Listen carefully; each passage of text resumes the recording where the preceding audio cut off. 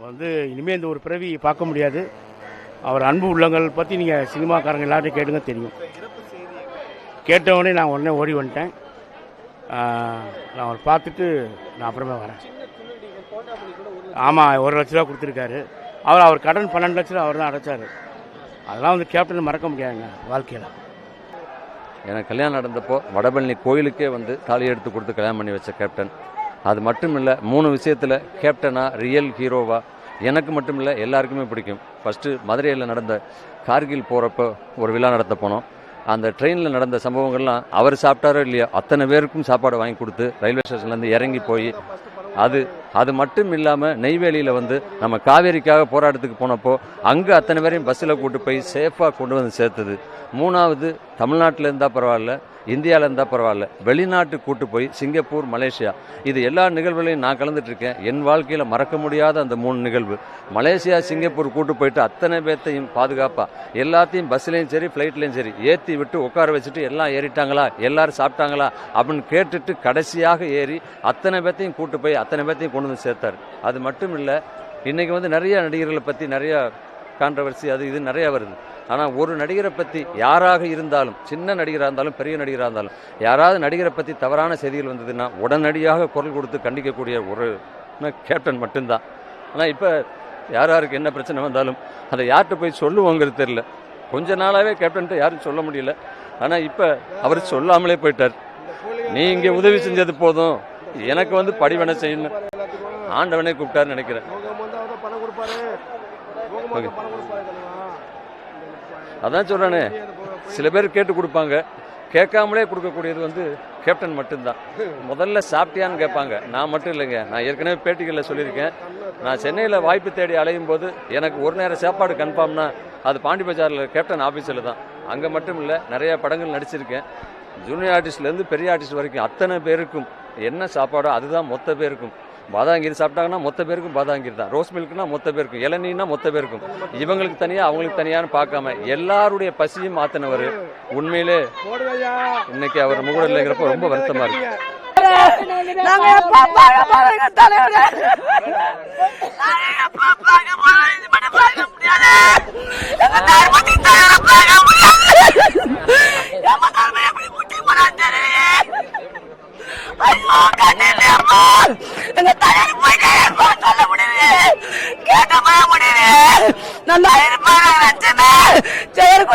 உட்கார்ந்தாரு. அப்ப கூட உயிருக்கு ஆபத்து இல்லை நினைச்சமே. அப்ப கூட உயிருக்கு ஆபத்து இல்லையே, அவர் நல்லா வந்து தைரியமா இருந்தமே. ஐயோ, இப்படி பண்ணிட்டு கடவுளுக்கு கண்ணு இல்லை கண்ணு சொல்லுது. நான் சொல்லவே மாட்டேன் அது போல கடவுள் இருக்காருன்னு சொல்லுவேன். இப்ப கடவுளே இல்லைன்னு நான் சொல்லுவேன். கடவுளே கிடையாது. எங்க தலையில தும்பாத்துக்கு உரிமையே கிடையாது. அவருக்கு உரிமையே இல்லை. எப்படி கொண்டு போனாருன்னு தெரியல, எப்படி கொண்டு போனாருன்னு தெரியல. தலைவர் நாம எப்படி இருக்க போறோம், நாங்க எப்படி இருக்க தலைவர் நாம இன்னும் இருக்கணும்னு தானே தலைவா நாங்களாம் சாமி கிட்ட வேண்டணும். எப்பா என் தலைவர் இருப்பான்னு தான் நாங்க வேண்டணும். தானம் பண்றவங்களை போய் கூட்டம் பண்ண நாங்க கடவுளாப்பா. இந்த உலகத்துல கடவுளே இல்லப்பா. நாங்க இனிமே கடவுளை நினைக்க மாட்டோம். நாங்க அப்படிதான் நினைச்சோம். ஆஸ்பத்திரியில போயிருக்கிறாருன்னு கடவுளே என் கேப்டனை உயிரோட வச்சுக்கோன்னு கேட்டோமே. நாங்க அந்த கடவுளை துரோகம் பண்ணிச்சே எங்களுக்கு. எப்பா கொள்ள கெடுதல் பிரச்சனைகள் அழிவு வெட்டு குத்து நாட்டில் நடந்துட்டு இருக்கும் போது என் மக்களே என் மக்களே என் மக்களே சொல்லுவாரேப்பா. நாங்களாம் பார்ப்போமே, ஒரு மீட்டிங் வச்சா கூட எங்களாண்ட சொல்லுவாரேப்பா. மக்களுக்கு நல்லதா செய்யணும்னு சொல்லுவாரேப்பா. எது நல்லதோ அதை செய்யணும்னு சொல்லுவாரேப்பா. அவ்வளோ ஒரு அற்புதமான மனிதர். இந்த கஷ்டத்தில் எனக்கெல்லாம் ஹாஸ்பிட்டலுக்கு நிறைய ஹெல்ப்லாம் பண்ணியிருக்காரு. ஒரு மறக்க முடியாத நபர்.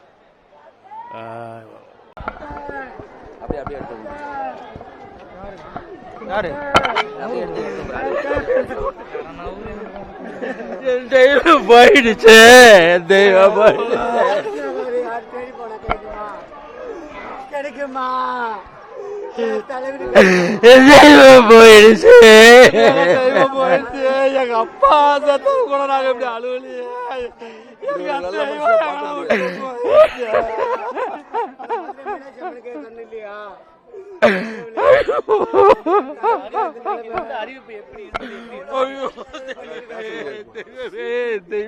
பேருக்கு நல்லது பண்ணிருக்காரு.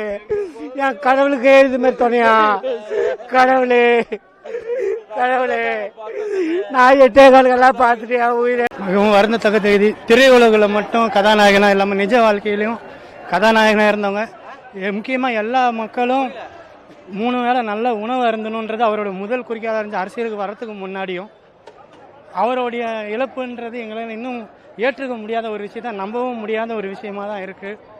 அவர் இருந்துக்கிட்டு தான் இருக்காருன்னு எங்களுக்கு அவருடைய நம்மளோட இறந்துட்டாருன்றது எங்களால் இன்னமும் ஏற்றுக்க முடியல. ஒரு தமிழ்நாட்டுக்கு மிகப்பெரிய இழப்பு, தமிழ்நாடு எல்லா மக்களுக்குமே அவருடைய இதுன்ற மிகப்பெரிய இழப்புன்னு தான் நாங்கள் கருதுகிறோம். ஏன்னா அவர் அரசியல் இல்லாமல் தன்னுடைய பணத்தை தான் சம்பாதிச்ச மொத்த பணத்தையும் மக்களுக்கு செலவு பண்ணி அதில் சந்தோஷம் காண்ட ஒரு உத்தமமான கலி உலகத்தில் நாங்கள் பார்த்த ஒரு வள்ளல் மனிதர் திரு கேப்டன் விஜயகாந்த் அவர்கள். இது மேலே பேச முடியலைங்க, ரொம்ப தடுமாட்டமாக இருக்கு, அழுதுருவோம்.